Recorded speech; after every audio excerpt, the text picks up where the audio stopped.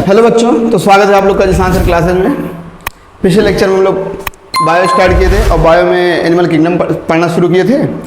तो animal kingdom में हम लोग फाइलम पढ़े हुए थे 11 ठो, पोरीफेरा से कार्डेटा। प्रोटोजोआ होता है एनिमल, परंतु वो एनिमेलिया में ना है, वो प्रोटिस्टा में है ना। तो इसमें हम लोग यूनिसेलर और मल्टीसेलर देखे थे। यूनिसेलर प्रोटोजोआ और पोरीफेरा से लेकर कार्डेटा सब क्या है, मल्टीसेलर। और उसके बाद हम लोग पढ़े थे ऊतक। ऊतक की उपस्थिति और अनुपस्थिति के आधार पर बहुकोशिकीय जीवों को कितने भागों में बांटा गया, 2 भागों में, पैराजोआ और यूमेटाजोआ।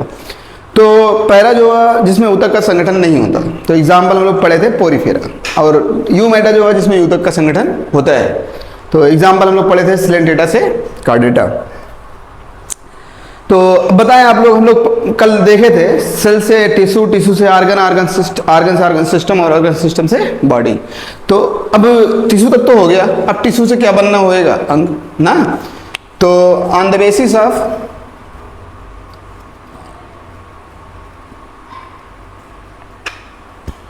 जर्मिनल लेयर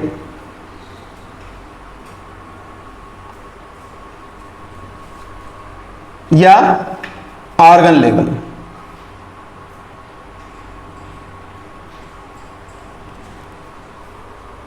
तो अंग तंत्र स्तर के आधार पर जो यूमेटाजोआ है, यूमेटाजोआ उन्हें 2 भागों में बांटा गया। यूमेटाजोआ को कितने भागों में बांटा गया, 2 भागों में, जर्मिनल लेयर के आधार पर। तो डिप्लोब्लास्टिक और ट्रिप्लोब्लास्टिक।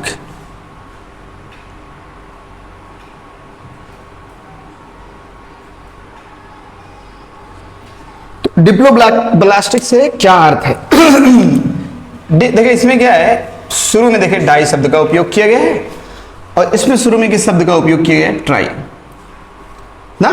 तो डाई का मतलब क्या होता है, 2। डाई का मतलब 2 और ट्राई का मतलब क्या होता है, 3। तो ऐसे यूमेटाजोआ के प्राणी, अब यूमेटाजोआ के प्राणी बोला, इसका मतलब क्या, सिलेंटेटा से कार्डेटा तक। पोरीफेरा तो गए, पोरीफेरा में किसी भी प्रकार के अंग तंत्र ना पाए जाते हैं ना तो प्रोटोजोआ। सिलेंटेटा से कार्डेटा तक देखना है हमें।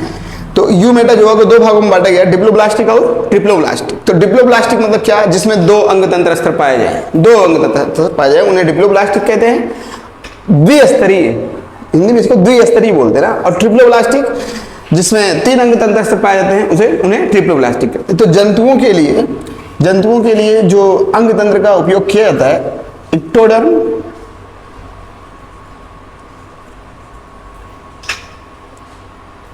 Plus endoderm. और यहां पे क्या, ectoderm plus endoderm plus mesoderm.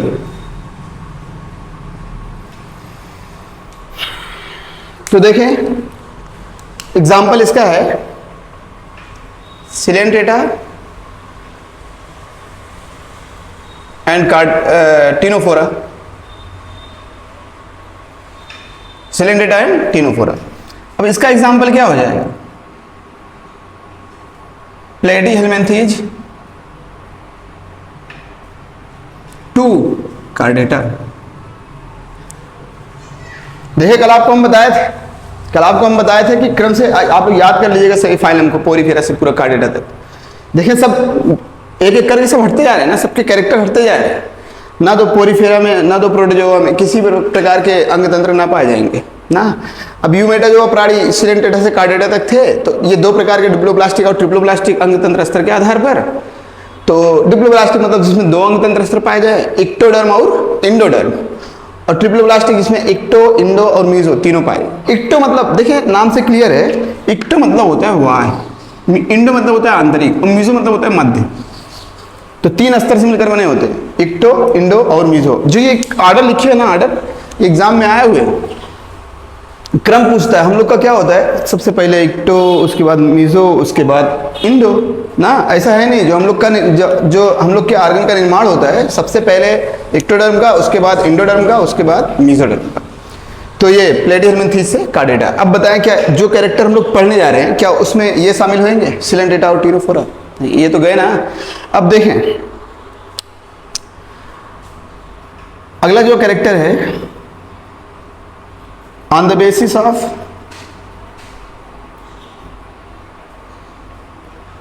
Present और absent सिलोम,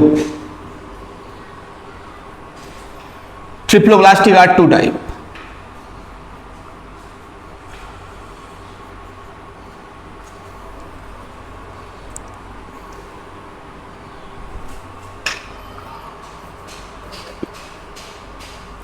ए सिलोमेटा और सिलोमेटा।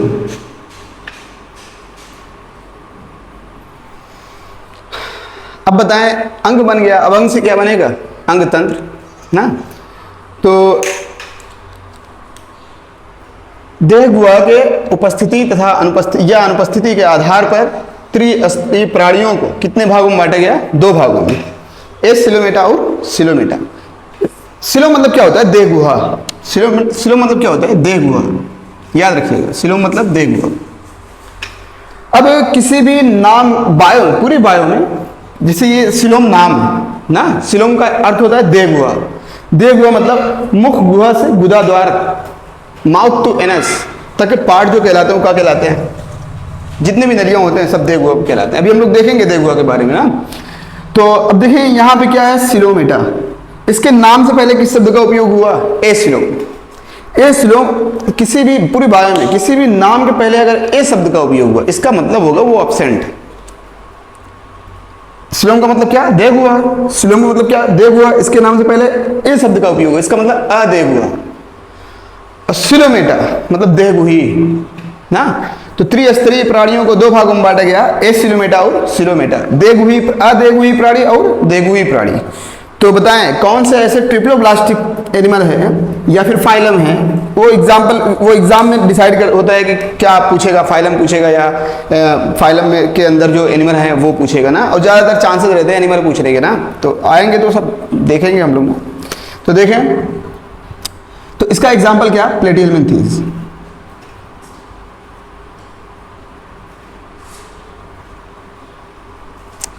और इसका एग्जाम्पल क्या हो जाएगा?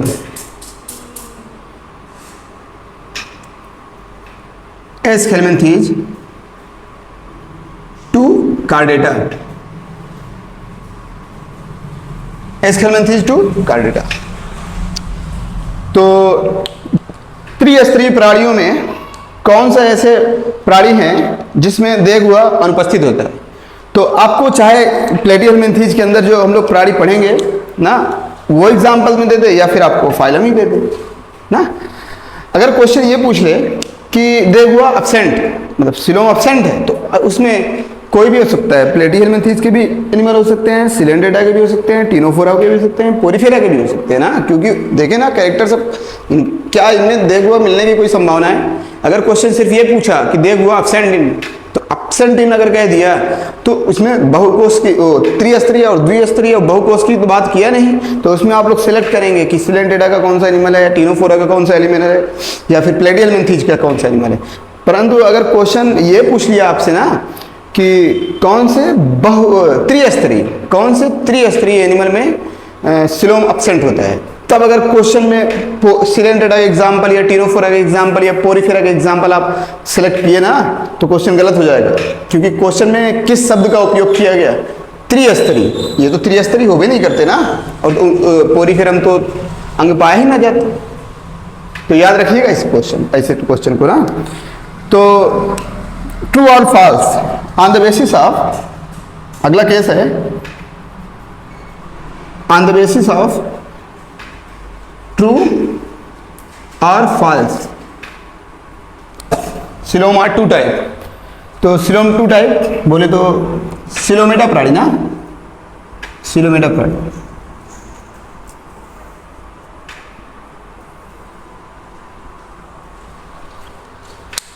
तो पहला है स्यूडोसिलोम,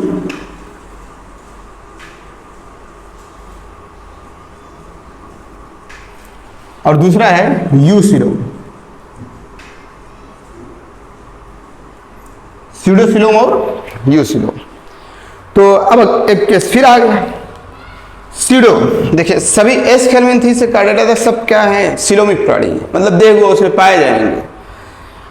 अब सिलोमिक प्राणी दो प्रकार के, सीडो और यू सिलोम। हम आपको बताए हैं यू मतलब क्या होता है, सत्य ना, जिसमें सत्य प्रकार के देह गुहा पाए जाए उसे सत्य देहगुही प्राणी कहते हैं। और सीडो मतलब होता है कूट। सीडो मतलब क्या होता है, कूट। मतलब कूट मतलब क्या, असत्य, पाए तो जाए परंतु सत्य ना हो, तो उन्हें क्या कहा जाता है, कूट। किसी भी बायो में, पूरी बायो में किसी भी नाम से पहले सीडो शब्द का उपयोग हुआ, इसका मतलब होता है कूट प्रकार का ना। तो इसका एग्जाम्पल है एस हेलमिंथेस।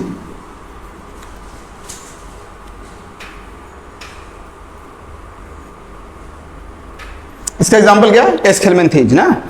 और यहां पे यू सिलोम का एग्जाम्पल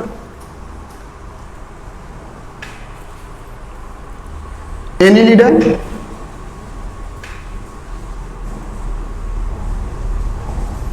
आर्थ्रोपोडा, मोलस्का, इकाइनोडर्मेटा,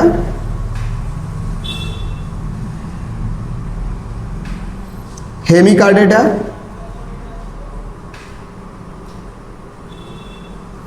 और लास्ट कार्डेटा। तो एनिलिडा से कार्डेटा तक सब क्या, यू सिलोम। अब आपके दिमाग में चल रहा होगा ना कि अरे अभी तक तो एग्जाम्पल जो बता रहे थे प्लेटीहेलमिंथेस से कार्डेटा तक बताए, एस हेलमिंथेस से कार्डेटा तक बताए, यहाँ पे भी तो एनिलिडा से कार्डेटा तक बोल सकते थे। तो यहाँ पे एनिलिडा से कार्डेटा तक हम इसलिए ना बोले कि जो यू सिलोमिक प्राणी होते हैं वो दो प्रकार के होते हैं। ये होता है साइजोसिलोम,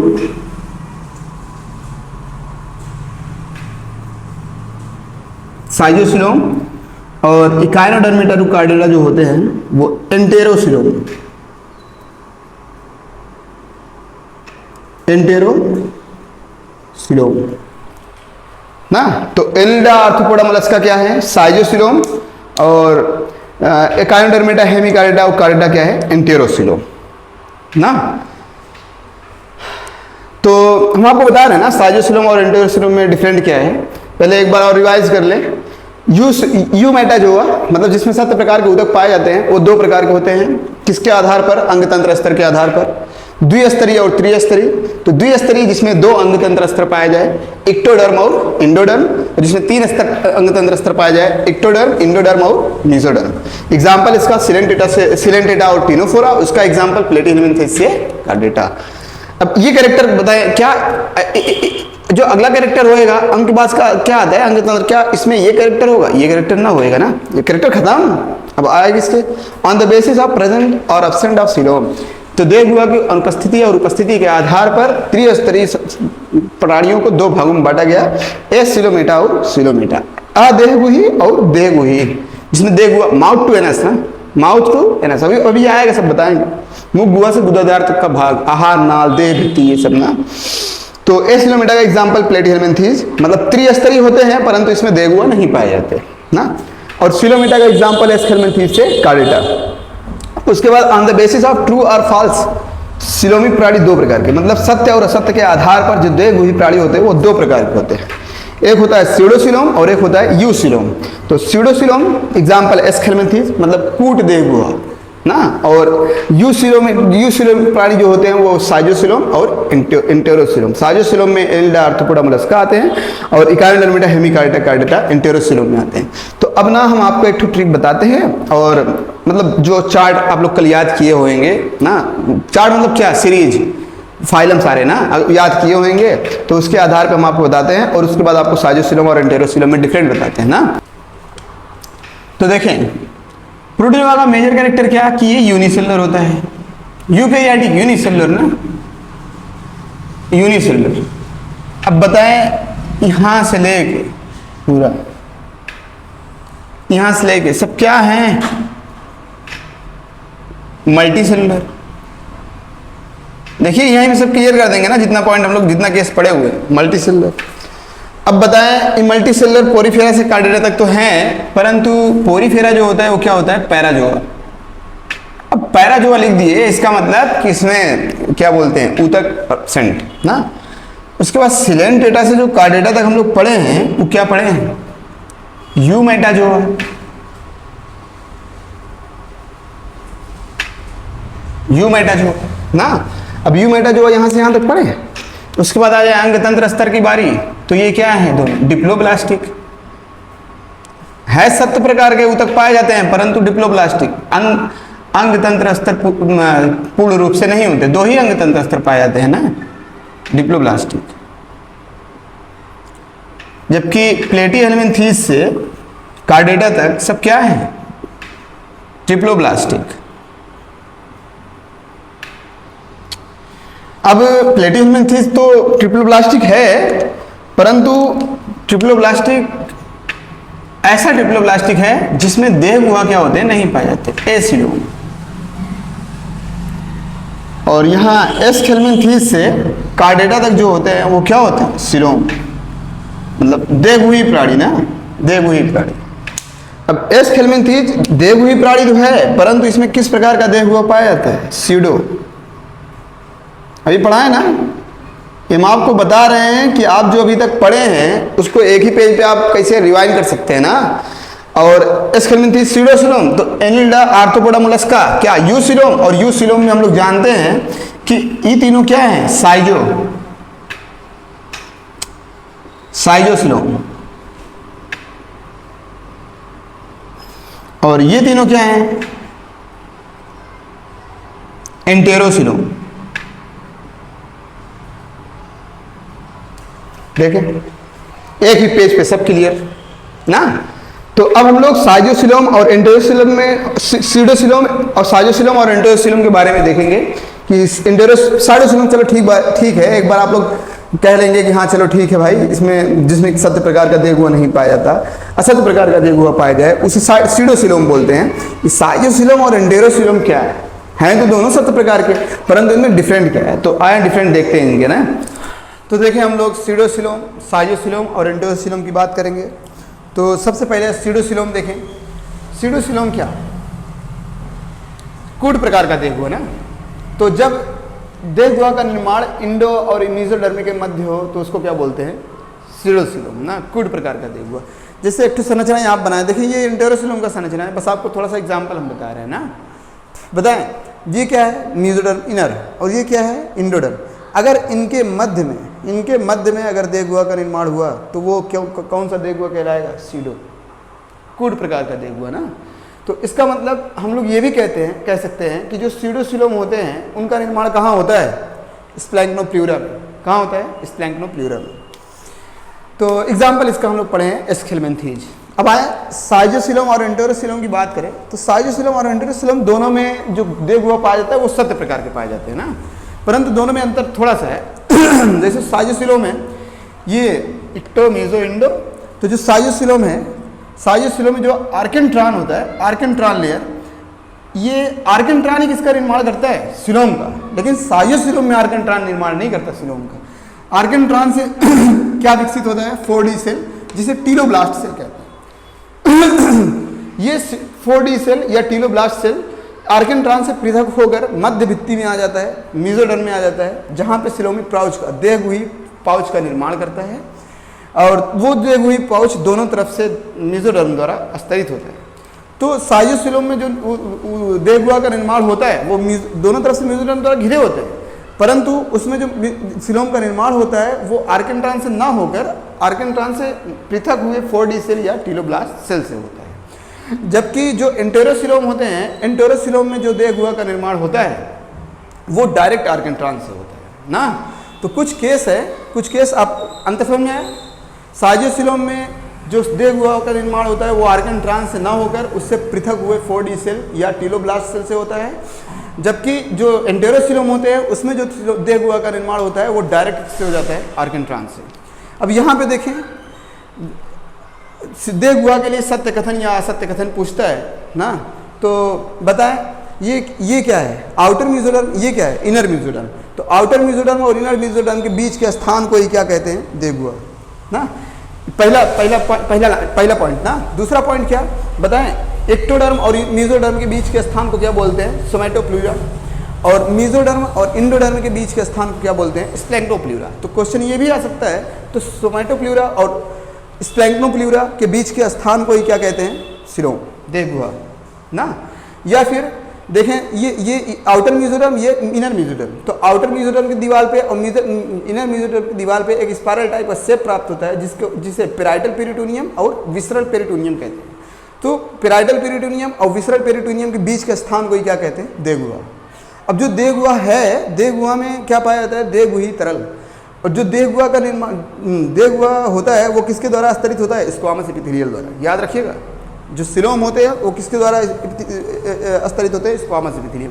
ये जंतु ऊतक हैं, अभी आएंगे तो हम बताएंगे। प्लांट एनिमल भी पढ़ना है हमें, जंतु ऊतक एनिमल टिश्यू भी पढ़ना है ना।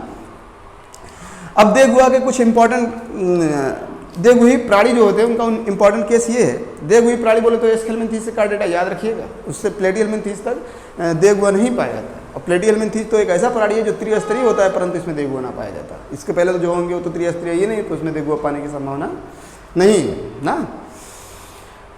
तो जो देहगुही प्राणी होते हैं उनमें जो कंकाल होता है, अंतः कंकाल जो होता है वो उत्पत्ति में मीजोडर्मल होता है, और एक्सेप्शनली इकार्योडर्मेटा में भी जो अंतः कंकाल होते हैं वो उत्पत्ति में मीजोडर्मल होते हैं। जबकि सभी नॉन कार्डेट प्राणियों में जो अंतः कंकाल होते हैं वो मीजोडर्मल ना होकर इक्टोडर्मल होते हैं।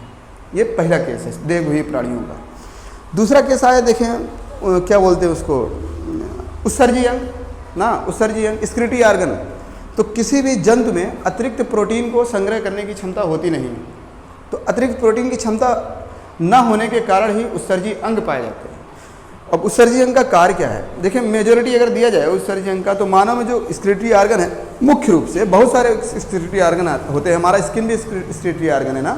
तो मुख्य रूप से जो स्क्रिटरी आर्गन है वो क्या? किडनी। तो बताएं, जो अगर प्राणी स्थलीय है तो यूरियोटेलिक होगा, यूरिया का उत्सर्जन करेंगे ना। अगर प्राणी जलीय है तो अमोनिया का उत्सर्जन करेंगे।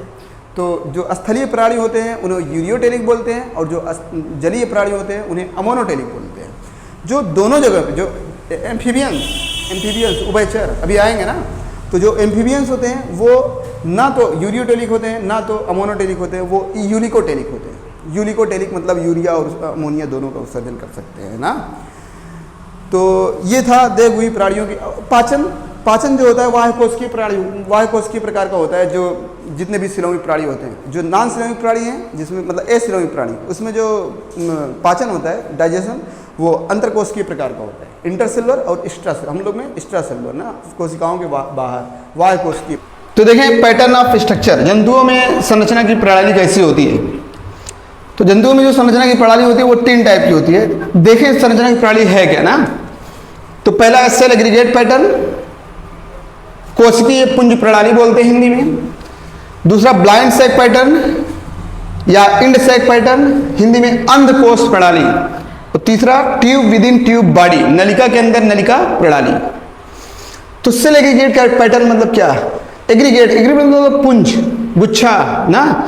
तो ऐसे प्राणी जिसमें विशेष कार्य करने वाली कोशिकाएं होती हैं, विशेष कार्य मतलब पोषण पाचन ये सब ना करने वाली कोशिकाएं होती हैं, उन्हें क्या कहा जाता है? Cell aggregate pattern. मतलब किसी भी प्रकार का छिद्र ना हो पोषण के लिए या पाचन के लिए ना। एग्जाम्पल है पोरीफेरा। जैसे मान लीजिए कोई पोरीफेरा का जंतु है, कहीं भी आपको कोई छिद्र दिख रहा है क्या? नहीं ना। तो ये सब क्या है? सेल है ना। तो विशेष कार्य करने वाली कोशिकाएं पाई जाती हैं जिन्हें क्या कहता है? Cell aggregate pattern. Example porifera. दूसरा आप देखें, अब क्लियर होगा, देखें blind sac pattern, end sac pattern, अंधकोश प्रणाली मतलब ऐसे प्राणी जिसमें केवल एक ही छिद्र पाया जाए, जो मुख गुहा तथा गुदाद्वार दोनों का कार्य करे, तो क्या कहलाते हैं? Blind sac pattern. एक ही छिद्र, माउथ और एनस दोनों का कार्य करे, मतलब जिस छिद्र से ये खाना खाएं उसी छिद्र से क्या? टॉयलेट भी करें। Blind sac pattern. Example coelenterata, ctenophora और प्लेटिहेलमिन्थीज। लास्ट है tube within tube body, नलिका के अंदर नलिका प्रणाली। तो ये मान ले कोई प्राणी है, माउथ और वो एनस, इसका मतलब क्या? ऐसे प्राणी जिसमें मुख गुहा तथा गुदाद्वार दोनों अलग अलग छिद्र में खुले, उन्हें क्या कहा जाता है? Tube within tube body. ये थ्योरी है ना। तो ये कैसे गया? ये बॉडी वाल है, ये एलिमेंट्री कैनाल, माउथ और anus, mouth to anus alimentary आहार नाल ना, और आहार नाल और बॉडी वाल के बीच के स्थान को ही क्या कहते हैं? देखो, मतलब सिलोम। अब इसका मतलब क्या हुआ कि जितने भी सिलोमिक प्राणी होते हैं, देहगुही प्राणी होते हैं, उसी में पूर्ण विकसित एलिमेंट्री कैनाल पाया जाता है, नहीं तो पूर्ण विकसित एलिमेंट्री कैनाल नहीं पाया जाता ना। तो एग्जांपल एस्केलमेंथीस से कार्डेटा, देखिए कितना बढ़िया। पहले पॉलीफेरा गया, फिर सिलेंटेटा, टीनोफोरा, प्लेटिहेलमिन्थीस गया, फिर एस्केलमेंथीस से कार्डेटा। बिल्कुल सीरीज में है सब ना, तो ये पढ़िएगा तगड़ा। अब अगला हम लोग बात करेंगे सिमेट्री की। जंतुओं में सममित, तो सममित तल जंतुओं में कैसे होते हैं, उसके आधार पर इन्हें 3 भागों में बांटा गया। मेजोरिटी 3 को दिया जाता है, बाकी एक ठो और आप बताएंगे ना। तो एसिमेट्रिकल होता है, रेडियल सिमेट्री होता है, बायलैटरल सिमेट्री होता है। एसिमेट्रिकल बोले तो असममित। असममित बताएं, किसी भी नाम के पहले अगर ए शब्द का उपयोग हुआ, इसका मतलब सममित तल ना हो। ऐसे प्राणी जिसमें कोई भी सममित तल ना हो, या फिर किसी भी तल से उन्हें 2 बराबर भागों में विभाजित ना किया जा सके, क्या कहलाते हैं? एसिमेट्रिकल। जैसे एग्जाम्पल देखिए, ये प्रोटोजोआ का, अमीबा का स्ट्रक्चर बनाया है। अमीबा का स्ट्रक्चर बहुत तगड़ा। बताएं example, protozoa, colonial Porifera, colonial Coelenterata, adult Gastropoda. मतलब जितने भी कोलोनियल पोरीफेरा, कोलोनियल सिलेंट्रेटा होंगे, और सभी प्रोटोजोआ ना, तथा एडल्ट गैस्ट्रोपोडा में किस प्रकार की सममित पाया जाता है? एसिमेट्रिकल। एडल्ट गैस्ट्रोपोडा को हम लोग मोलस्कम पढ़ेंगे ना। अब बाकी कोलोनियल पोरीफेरा, कोलोनियल सिलेंट्रेटा अगर आपको दिखेंगे, अब आएंगे तो चैप्टर तो हम आपको बताएंगे कौन सा पोरीफेरा कोलोनियल है और कौन सा सिलेंट्रेटा कोलोनियल है ना। तो अगर कोलोनियल होंगे तो उसमें सिमेट्री कैसा होगा? एसिमेट्रिकल। उसके बाद अरीय सममित। अरीय सममित मतलब किसी प्राणी को किसी भी तल से 2 बराबर भागों में विभाजित किया जा सके, तो क्या कहलाते हैं? Radial symmetry. एग्जाम्पल है सिंगल, एकल पोरीफेरा, सिंगुलर पोरीफेरा, सिलेंट्रेटा, सभी सिलेंट्रेटा, टीनोफोरा, सभी टीनोफोरा। इंपॉर्टेंट, एडल्ट इकाइनोडर्मेटा, जितने भी व्यस्क इकाइनोडर्मेटा होते हैं सब में अरीय सममित पाया जाता है। जबकि लार्वा स्टेज जो इसका होता है ना इकाइनोडर्मेटा का, लार्वा स्टेज वो बायलैटरल सिमेट्री। बहुत इंपॉर्टेंट केस है, याद रखिएगा ना। जो इकाइनोडर्मेटा का लार्वा स्टेज होता है ना, वो उसमें बायलैटरल सिमेट्री होता है, जबकि एडल्ट स्टेज जब वो बड़े होते हैं तब उनमें जो सममित होता है वो चेंज हो जाता है, रेडियल सिमेट्री, याद रखिएगा। और तीसरा है बायलैटरल सिमेट्री। तो बायलैटरल सिमेट्री द्विपार्श्व सममित, मतलब पार्श्व भाग से 2 बराबर भागों में विभाजित किया जा सके। जैसे हम हैं क्या? सभी ट्रिप्लोब्लास्टिक, सभी ट्रिप्लोब्लास्टिक लिख दिए हैं। अब इसका मतलब तो आप लोग जानते हैं, ट्रिप्लोब्लास्टिक प्लेटिहेलमिन्थीस से कार्डेटा तक।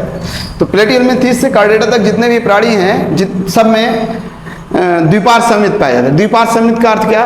पार्श्व भाग से उन्हें 2 बराबर भागों में विभाजित किया जा सकता है। जैसे एग्जाम्पल हम हैं, तो पार्श्व भाग मतलब ये मानव का संरचना बनाया ना, ऐसी संरचना आता है, बहुत तगड़ा स्ट्रक्चर बनाने में बहुत तेज है। देखिए मानव का संरचना है ना, भौकाल। तो ये क्या है? यहां से अगर हम लोग पार्श्व भाग से आएंगे तो बताए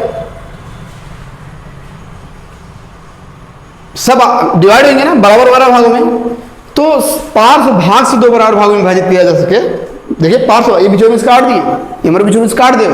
अब ये ना कहना कि सर जी हृदय तो एक ठो है, हृदय तो बाएं तरफ ही रहेगा। अरे जो एक ठो, यार लॉजिकल बात करो, साइंस के स्टूडेंट हो ना, तो एक ठो है तो वो कॉमन हो गया ना। बाकी सब देखें, सब यहाँ से आप काटे, सब इक्वल जाएंगे दोनों तरफ ना। तो क्या? Bilateral symmetry, bilateral symmetry, triploblastic, platyhelminthes से कार्डेटा तक। तो ऐसे प्राणी जिन्हें पार्श्व भाग से 2 बराबर भाग, पार्श्व तल से 2 बराबर भागों में विभाजित किया जा सके, बायलैटरल सिमेट्री। एग्जाम्पल प्लेटिहेलमिन्थीस से कार्डेटा भी कह सकते हैं, या ट्रिप्लोब्लास्टिक भी कह सकते हैं ना। अब एक जो अतिरिक्त है बायरेडियल सिमेट्री, द्विअरीय सममित। द्विअरीय सममित मतलब अरीय सममित मतलब समझते हैं, किसी भी 2 तल से 2 बराबर भागों में विभाजित किया जा सके, उन्हें द्विअरीय सममित कहते हैं। एग्जाम्पल सी एनीमोन। सी एनीमोन सिलेंट्रेटा का प्राणी है, तो सिलेंट्रेटा में इसके बारे में पढ़ेंगे, याद रखिएगा। अगर आ गया तो सी एनीमोन में किस प्रकार की सममित पाई जाती है वो पता चला। हम 3 तो पढ़ा है, एसिमेट्रिकल पढ़ा है, रेडियल सिमेट्री पढ़ा है, बायलैटरल सिमेट्री पढ़ा है, बायरेडियल पढ़ा है ना, और ऑप्शन में बायरेडियल है, आप गड़बड़ कर देंगे ना। तो सी एनीमोन याद रखिएगा। तो सर्कुलेटरी सिस्टम की बात कर ले। सर्कुलेटरी सिस्टम क्या? दो प्रकार के परिसंचरण तंत्र पाए जाते हैं, एक होता है ओपन और एक होता है क्लोज। तो ओपन परिसंचरण तंत्र कहते हैं किसे है, खुला परिसंचरण तंत्र और बंद परिसंचरण तंत्र। खुला परिसंचरण तंत्र मतलब क्या कि जब रक्त का प्रवाह फ्लो ब्लड का फ्लो हृदय से सीधे बाहर की ओर, सीधे बाहर की ओर का मतलब क्या, बाहर नहीं, सीधे बाहर मतलब शरीर में, बॉडी में कोई माध्यम ना हो उनको ले जाने वाला ना, बस यही। तो जब रक्त का प्रवाह हृदय से सीधे बाहर की तरफ हो तो उसे खुला परिसंचरण तंत्र कहते हैं। और जो खुला परिसंचरण तंत्र होता है उसमें जो रक्त होते हैं, रक्त में कोशिकाएं और ऊतक क्या होते हैं, डूबे होते हैं ना। एग्जाम्पल इसका मेजोरिटी दिया जाता है आर्थ्रोपोडा और मोलस्का को, तो और आएंगे तो भी बताएंगे। मेजोरिटी आर्थ्रोपोडा और मोलस्का, जब रक्त का प्रवाह हृदय से सीधे बाहर की तरफ हो, खुला परिसंचरण तंत्र कहलाता है। दूसरा है बंद परिसंचरण तंत्र। तो बंद परिसंचरण तंत्र जब रक्त का प्रवाह हृदय से भिन्न भिन्न व्यासों से होता हुआ, भिन्न भिन्न व्यासों से क्या अर्थ है कि आर्टरीज, वेन और कैपिलरीज, धमनी, सिरा और केशिकाएं, सर्कुलेटरी सिस्टम बहुत डिटेल में पढ़ेंगे इनके बारे में ना। धमनी, सिरा और केशिकाएं ये माध्यम है रुधिर को ले जाने वाले और ले जाने वाले ना, ले आने वाले। तो जब रुधिर का प्रवाह हृदय से भिन्न भिन्न व्यासों से होता हुआ विभिन्न भागों में जाता है तो उसको क्या बोलते हैं, क्लोज सर्कुलेटरी सिस्टम। अब भिन्न भिन्न व्यासों का अर्थ क्या, आर्टरीज, वेन और कैपिलरीज। एग्जाम्पल इसका है Annelida chordata, majority Annelida chordata को दिया जाता है ना। तो ओपन सर्कुलेटरी सिस्टम और बंद क्लोज सर्कुलेटरी सिस्टम लिख लीजिएगा ना, ये बोर्ड पे थोड़ी ना लिख रहे हैं, लिख लीजिएगा। ये नहीं कि हाँ देख लोगे तो याद हो जाएगा, लिख लेंगे तो बेहतर रहेगा। पता चला बाद में हम तो बोले ना कि जो भी क्वेश्चन आएंगे तो नोट से आएंगे, अब पता चला हम बोल दिए, आप लिखे ही ना, क्वेश्चन आया, अब अरे कहाँ से आ गया, ये तो लिखवाया ही नहीं है सर जी लिखवाए ना, तो लिख लीजिएगा ना, नहीं तो फिर वही डांट करेंगे हमें। भगवान मार रहा था कि 80 आने हैं, बताओ एक को फंस नहीं रहा है ना, तो डांट ना करना ना। वैसे भी करोगे भी तो लेके क्या जाओगे ना, क्या लेके आए थे क्या लेके जाओगे। अगला है ब्लड के बारे में पढ़ेंगे। ब्लड के बारे में तो पढ़ ही रहे ना। तो ब्लड टू टाइप, वो परिसंचरण के आधार पे, प्रवाह के आधार पे दो प्रकार के थे। यहां पे कोल्ड ब्लडेड और वार्म ब्लडेड की बात करेंगे, असमतापीय रक्त और समतापीय रक्त। तो कोल्ड ब्लडेड को पोइकिलोथर्मिक भी बोलते हैं, पोइकिलोथर्मस, और वार्म ब्लडेड को होम्योथर्मस भी बोलते हैं या होम्योथर्मिक। तो कोल्ड ब्लडेड मतलब क्या, इसको देखें हिंदी में आप लोग बोल सकते हैं असमतापी, और वार्म ब्लडेड मतलब समतापी। तो कोल्ड ब्लडेड जिसमें ताप नियंत्रण की क्षमता ना हो उसे कोल्ड ब्लडेड कहते हैं। डिफरेंट टाइप के फिशेज हैं, आएंगे बताएंगे हम आपको जब कार्डेटा पढ़ेंगे तब ना। तो वार्म ब्लडेड क्या है, जिसमें ताप नियंत्रण की क्षमता हो, मतलब जिसके रक्त में ताप नियंत्रण की क्षमता हो वार्म ब्लडेड, और जिसमें ताप नियंत्रण की क्षमता ना हो कोल्ड ब्लडेड, पोइकिलोथर्मिक और होम्योथर्मिक, याद रखिएगा ना। मैमल्स ऑफ बर्ड्स है वार्म ब्लडेड, बाकी और आएंगे तो बताएंगे हम आपको कौन कौन से वार्म ब्लडेड होते हैं, कौन कौन से कोल्ड ब्लडेड होते हैं। अरे अभी तो हम ये भी ना बताएं किसमें आरबीसीएस अनुपस्थित होता है, किसमें आरबीसीएस उपस्थित होता है ना। तो आएंगे तो एक ही जगह बता देंगे तो बेस्ट होएगा ना। अब बहुत जल्द आएंगे, बहुत तेजी से, देखिएगा आप लोग। अच्छा, अभी हम लोग स्क्लेटरी सिस्टम की बात किए थे, तो स्क्लेटरी सिस्टम में एक चीज लिख लीजिएगा, जितने भी कार्डेड प्राणी होते हैं ना उसमें स्क्लेटरी ऑर्गन जो होते हैं ना वो मल्टीसेलुलर होते हैं, बहुकोशिकीय होते हैं, याद रखिएगा। बाकी किसी में स्क्लेटरी ऑर्गन मल्टीसेलुलर ना होते ना, तो क्या बोलते हैं, ये नोट्स करके लिख लीजिएगा। और जो स्क्लेटरी सिस्टम होते हैं वो पराशर नियमन में सहायता भी करते हैं ना। अब हम लोग बात करेंगे एनिमल टेक्सोनॉमी की। एनिमल टेक्सोनॉमी, जंतु वर्गीकी।